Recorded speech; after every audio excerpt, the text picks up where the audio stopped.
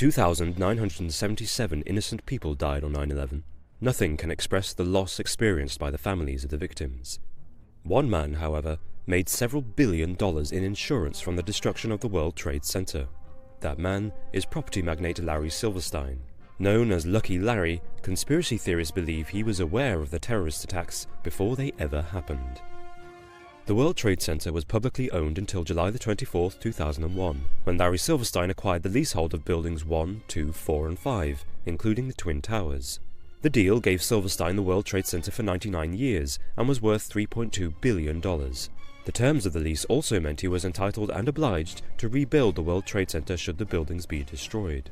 Silverstein immediately drew up new insurance policies for the World Trade Center, with 23 different insurance companies. Together, the policies covered the buildings to the tune of $3.55 billion.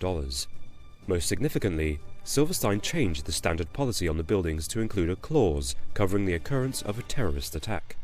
Just such an attack happened on September 11, 2001, fewer than 2 months after Silverstein took out the new insurance policy. Peculiarly, Silverstein should have been in the Twin Towers when the planes hit. Silverstein ate at the Windows of the World restaurant on the top floors of the North Tower every single morning, except on September the 11th. Silverstein says he had a doctor's appointment instead, but in fact, by his own admission, he never left his house. Furthermore, his 2 children were also due to have separate work meetings in the Twin Towers on September the 11th, but they both were running late and managed to avoid the attacks. In addition, while firefighters battled to save the neighbouring Building 7, Silverstein ordered them to pull it, letting the building collapse. In light of all this information, the scholars for 9/11 Truth argue that Silverstein actually had prior knowledge of the terror attacks. Much like the CIA warned the president about an incoming Al-Qaeda attack and had sufficient information to catch the hijackers before their plan was underway, conspiracy theorists believe a man as prominent and successful as Silverstein could have been party to warnings of the September attack. They say Silverstein used his advanced knowledge to seize the opportunity to buy the first private lease on the World Trade Center in order to benefit from the world's biggest insurance scam. For, in the aftermath of 9/11, while the world mourned, Silverstein put in a claim for $7.1 billion in payouts from his insurers, on the basis that there had been 2 separate attacks, and he was therefore entitled to double the $3.55 billion coverage provided by the policy. After a long legal battle lasting several years, Silverstein finally won $4.55 billion from the insurers. The money would be used to rebuild the skyscrapers. Silverstein fulfilled the obligations of his lease and constructed one World Trade Center on the site of the Twin Towers. It cost $3.9 billion and was completed in July 2013. However, as soon as the new building was finished, Silverstein sued the airlines whose planes were hijacked on 9/11 for another $3.5 billion. He claimed that their negligence led to the destruction of the World Trade Center. The judge ruled against him.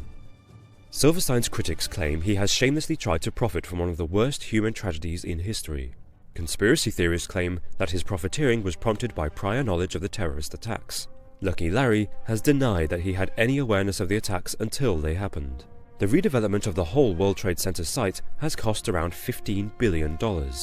Meanwhile, Silverstein has continued to pay the annual ground rent of $100 million, even while no building stood and no construction took place at ground zero. It's therefore hard to see how he planned to profit from his $7.1 billion insurance claim and his $3.5 billion lawsuit against the airlines, given the total cost of reconstruction was $15 billion, more than the 2 claims combined.